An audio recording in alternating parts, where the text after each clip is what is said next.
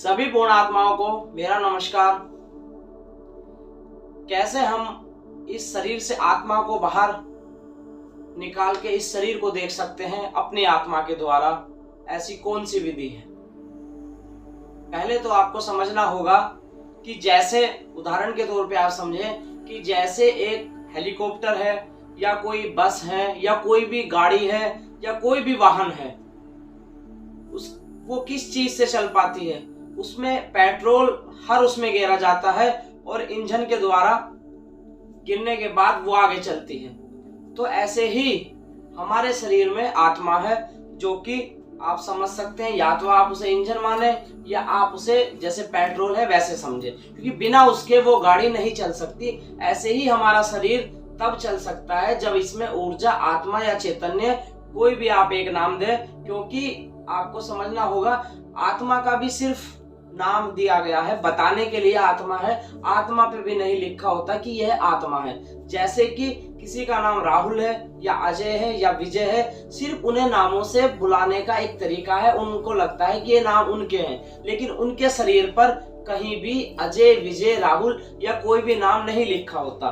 उसका आप यही समझ सकते हैं, क्योंकि आत्मा पे भी आत्मा नहीं लिखी होती, सिर्फ उसको आप जान सकते हैं, और वो भी शरीर से बाहर निकलने के बाद। और मरने के बाद आप जानेंगे तो वो आपका जानना होगा नहीं, क्योंकि आपको फिर माया से भ्रमित कर दिया जाएगा। जन्म के बाद आप दोबारा से भूल जाते हैं कि आपका वास्तविक रूप क्या है।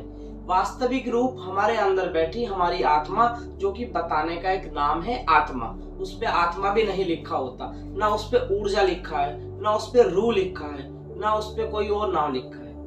सिर्फ वो एक बताने का और समझाने का एक तरीका होता है।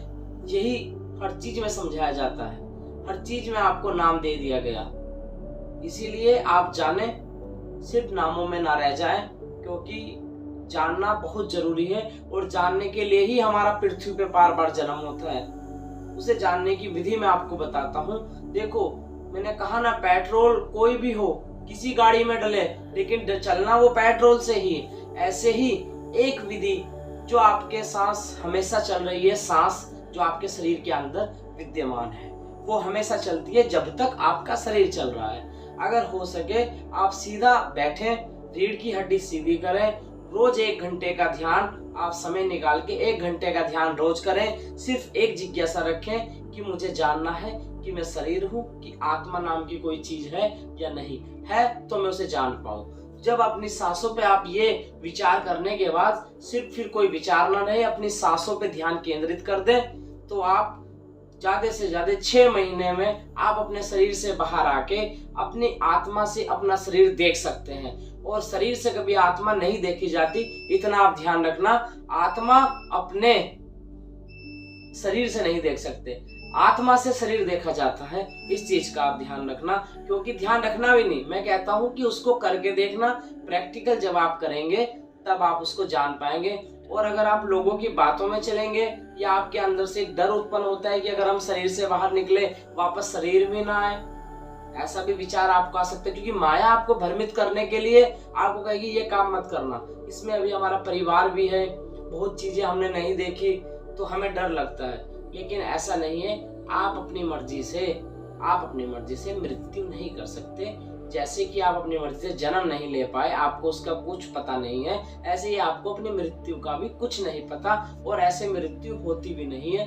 और जो जैसे मृत्यु लिखी है, होनी तो वैसे ही है। मृत्यु होती किसकी है? इस शरीर की मृत्यु। आत्मा की मृत्यु कभी नहीं हो सकती। इसलिए आप स्वयं के साथ ध्यान में बैठे, चाहे लेट के ध्यान करें सीधा, या फिर रीढ़ की हड्डी सीधी होनी चाहिए, या फिर आप सीधा बैठ के ध्यान करें। दोनों अवस्था में आप अपने शरीर से बाहर निकल के अपनी आत्मा से अपने शरीर को देख सकते हैं। आपका शरीर डेड हो जाएगा उस अवस्था में, यानी आपकी आत्मा बाहर से उसको देख पाएगी। आप अपनी आंखों से, या आपका कोई हाथ नहीं उस टाइम हिल पाएगा, ना अपनी आंखें आप खोल पाएंगे, क्योंकि आप उस टाइम पे डेड हो चुके। जैसे पेट्रोल गाड़ी को चलाती है, ऐसे ही जो आपकी आत्मा है वो बाहर निकल चुकी है। अब आपकी गाड़ी यानी आपका शरीर अब आगे नहीं चल पाएगा। उसे चलाने के लिए आपकी आत्मा को उसमें प्रवेश करना होगा, और आत्मा को जैसे ही आप शरीर में प्रवेश हो जाएगा, वो तुरंत वैसे ही चलने शुरू हो जाएगी, जैसे गाड़ी में पेट्रोल डालते ही सार वो चलना शुरू हो जाती है। इसीलिए जितनी भी पुण्य आत्माएं मुझे सुनती हैं, ये जहां तक भी पृथ्वी में मेरी आवाज जा रही है, आप जाने आपके अंदर ही राज है। बाहर तो सिर्फ माया है और माया का खेल है। हर आपने देखा होगा, प्रत्येक व्यक्ति जब उसको कोई काम होता है या कोई एक व्यवस्था होती है तो उसके बोलने का, समझने का तरीका बदल जाता है, वरना उसका तरीका अलग होता है। तो इसीलिए सब माया का खेल है, भ्रमित करती है और ऐसे ही भ्रमित करती रहेगी। इसलिए आप आत्मा से अगर जान पाए अपनी आत्मा को तो जाने। आपको पता लगेगा कि उस पर आत्मा नहीं लिखा होता, ना वो आत्मा है, आपको समझाने का तरीका आत्मा का। और इसीलिए शरीर से बाहर निकले, अपनी सांसों की विधि, आप कोई भी एक विचार लेके अगर ध्यान में बैठेंगे, अपनी सांसों को केंद्रित करेंगे, तो ज्यादा से ज्यादा जितनी आपकी जिज्ञासा प्रबल होगी, जितने आप उसमें ताकतवर महसूस करेंगे, उतनी जल्दी आपको वो ज्ञान उपलब्ध हो जाएगा जिस ज्ञान के लिए आप ध्यान में बैठे हैं। इसीलिए और ध्यान में बैठने के साथ साथ आप उसका आनंद प्राप्त करें, क्योंकि वो आनंद की स्थिति ऐसी होगी जो आप अपने शब्दों से बयान नहीं कर सकते, क्योंकि ना ही उसको शब्दों से बयान किया जा सकता है। क्योंकि शब्दों से बयान करने का मतलब है दूसरा उसका अनुभव नहीं कर पाएगा, और इसीलिए पृथ्वी पे बार बार हमारा जन्म होता है। और उससे बड़ा मजा और उससे बड़ा आनंद किसी और चीज में नहीं है। जब आप अपने साक्षी हो जाएंगे अपनी सांसों को, आप दृष्टा हो जाएंगे अपनी सांसों के,